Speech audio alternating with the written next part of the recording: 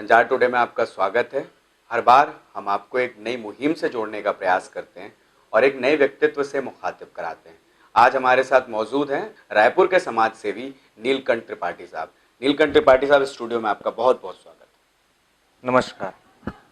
समाज सेवा का जो भाव आपके अंदर उत्पन्न हुआ है, इसकी प्रेरणा आपको कहाँ से मिली? समाज और देश की इतनी खराब परिस्थिति है, उसको देख करके खुद से प्रेरणा मेरे को जागृत हुई कि समाज के लिए कुछ करना है। इतनी गंदी परिस्थिति हो गई है, उसके लिए क्या मेरे को भगत सिंह की किताबें पढ़नी पड़ेंगी या महात्मा गांधी की किताबें पढ़नी पड़ेंगी? खुद से आगे आकर के हमें कुछ समाज के लिए करना है। चलिए, ये बात तो ठीक है कि जो आपको प्रेरणा मिली वो खुद से आपके अंदर जागृत हुई। समाज की दशा और दिशा को देखते हुए समाज की आपके अंदर प्रेरणा खुद से जागृत हुई। ये जो समाज सेवा का जो आपका कार्यकाल है, ये हाल फिलहाल अब तक काफी ज्यादा लंबा हो चुका है। लगभग आप 5 सालों से समाज के लिए काम कर रहे हैं। लेकिन इसकी शुरुआत जो है, समाज सेवा की जो आपने शुरुआत की थी, वो आपने कहाँ से शुरू की? समाज सेवा की जो हमने शुरुआत शुरू की थी वो निःशुल्क प्रशिक्षण शिविर से किया था। निःशुल्क प्रशिक्षण शिविर जैसे समर कैंप लगता है, वो सब अमीर बच्चों के लिए लगाया जाता है। तो हमने गरीब बच्चों के लिए निःशुल्क प्रशिक्षण शिविर लगाया था। खुद से जा करके बस्तियों में उनके बच्चे माताओं को जा करके समझाइश दी कि आप आइए, आप लोग के लिए निःशुल्क प्रशिक्षण शिविर लगाया जा रहा है। और इसमें शिक्षा को हमको उजागर करना था, अच्छी शिक्षा लानी थी। इसके अलावा कन्यादान किया, गरीब कन्या की लड़की की शादी करवाई थी हमने। कन्यादान किया जी। मतलब कौन सी लड़की का आपने कन्यादान किया? गरीब लड़की है उसकी हाँ, गरीब लड़की की शादी करवाई थी हमने, क्योंकि उनकी भी परिस्थिति बहुत खराब थी। तो उन्होंने शादी वादी पूरी फिक्स कर ली थी, पर ऐसा हुआ कि उनकी लड़की की जो माँ है। आपको ये चीज अच्छे से मालूम है, आप छत्तीसगढ़ में रह रहे हैं और छत्तीसगढ़ में एक योजना चल रही है, कन्यादान योजना। उसके बावजूद आपने कन्यादान किया। मतलब कहीं ना कहीं सरकार सो रही है।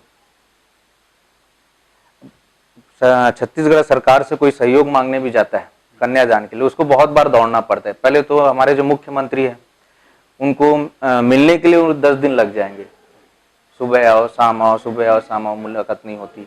उसके बाद आदमी इतना पस्त हो जाता है, तो फिर सहयोग मांगने क्या जाएगा, थक जाता है वो। समाज के लिए काम किया आपने, एक गरीब लड़की का कन्यादान किया, एक शिविर लगा करके बच्चों को सिखाया, बुजुर्गों को सिखाया, महिलाओं को रोजगार उत्पन्न करने के कई सारे काम दिया, रोजगार उनके लिए उत्पन्न करने की एक अच्छी कोशिश की। हाल फिलहाल में जो जैसा अभी हमारा मुल्क है, जैसे इसके हालात है, हमारे देश के, हमारे समाज के, इनके बारे में आप क्या सोचते? देश तो हमारा बहुत पिछड़ा है अभी भी। आज़ादी के बाद भी आप देखेंगे कि हम बोल दो कि हमारे देश को आज़ादी मिली नहीं है, इतना पिछड़ा है। राजनीति इतनी गंदी हो गई है कि नेता लोग ही नहीं चाहते देश हमारा आगे बढ़ सके। चुनाव का समय आता है तो कोई जाता है दलित के घर में खाना खाने के लिए, चाहे हमारे राहुल गांधी जी को ले लो, वो दलित के यहाँ खाना खाने जाएंगे। तो एक ये राजा की सोच नहीं रहती कि वो जा करके दलित के यहाँ खाना खाए। राजा को ये सोचना चाहिए कब दलित मेरे जैसा खाना खाए।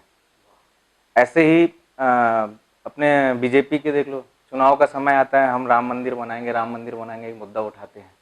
तो ये एक राजा की सोच नहीं है कि हम राम मंदिर बनाएंगे, वो ये सोचे कि हिंदुस्तान को कैसे मंदिर बनाए। इस कारण से ऐसा कि हर किसी को, युवाओं को ले लो चाहे जिसको भी लो, अपन अगर जब एक होकर के कुछ अपने देश के लिए करें, क्योंकि भ्रष्टाचार इतना बढ़ गया है अपने भारत में, आप देख रहे हो, उस कारण से भी देश आगे बढ़ नहीं पा रहा है। गरीबी इतनी ज़्यादा है कि पूरे विश्व में सबसे ज़्यादा बोल दो कि हमारे भारत में ही गरीबी है। तो नीलकंठ त्रिपाठी कौन है जो इन सबका जिम्मा उठा रहे हैं? नीलकंठ त्रिपाठी एक समाज सेवी है। जो बाकी सब सो रहे हैं? बाकी सब सो रहे हैं, वो बाकी लोग जाने। सरकार की आपने बात करी, अभी हमारा मुल्क आज़ाद नहीं हुआ। हमारे मुल्क को आज़ाद हुए कितने साल, एक अरसा बीत चुका है। उसके बावजूद अगर आप ये कह रहे हैं कि हमारा मुल्क आज़ाद नहीं हुआ, तो इसके कहीं ना कहीं इसके पीछे गवर्नमेंट का फेलियर नजर नहीं आ रहा? हाँ, सिस्टम भी खराब है हमारा। तो इसके लिए आप क्या प्रयास करें? अब इसके लिए प्रयास क्या, अपन भ्रष्टाचार को खत्म करने के लिए अब तैयारी धीरे धीरे चालू होगी कि आगे भी हमको सोचना है कि किस तरीके से हम करके सिस्टम सुधरे। क्योंकि कई सारे देश में ना आजकल दौर चल रहा है समाज सेवियों के जन्म लेने का।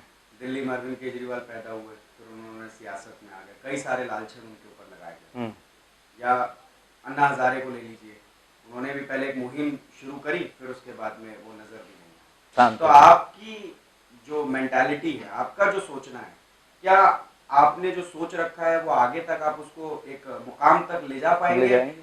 या क्या तैयारी क्या है वास्तव नहीं, पूरा मुकाम तक लेके जाएंगे। आपको बता दें कि जो आपने जैसे अरविंद केजरीवाल का नाम लिया है, जिनका भी है, तो वो शुरू में तो समाज सेवी बनते हैं, जब उनको गद्दी मिल जाती है फिर वो पूरा राजनीति खेलने लग जाते हैं।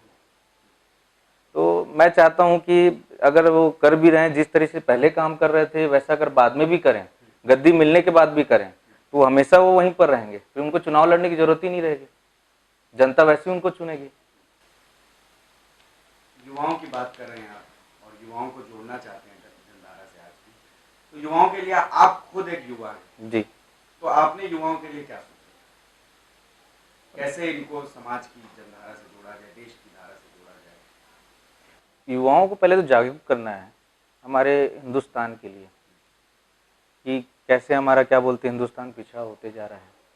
आज देख लो, इतना टेक्निकल सारी चीज़ें आ गई हैं, उसके बाद भी हर एक व्यक्ति को पहुंच नहीं पा रही है, चाहे शिक्षा से लेकर के दे दो, रोजगार से लेकर के देख लो, बहुत पीछे है।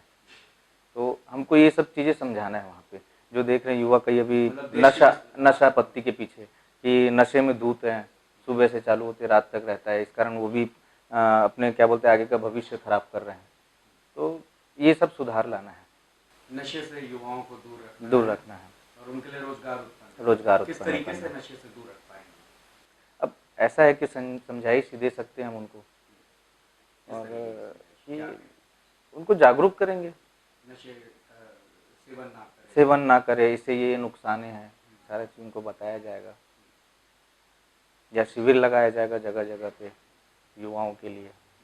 आपके साथ अभी हाल फिलहाल में कितने युवा जुड़े? देखिए, युवाओं तो अभी बहुत जुड़ रहे हैं, गिनती तो है नहीं, पर बहुत जुड़ गए और जागरूक भी हैं, और ये काम को करना भी चाह रहे हैं इस तरीके के। बहुत बहुत शुक्रिया हमारे साथ बातचीत करने के लिए, और हम ये आशा करते हैं कि जो आपने सोच रखा है आगामी भविष्य में करने के लिए, उसमें आप सफल होंगे। धन्यवाद।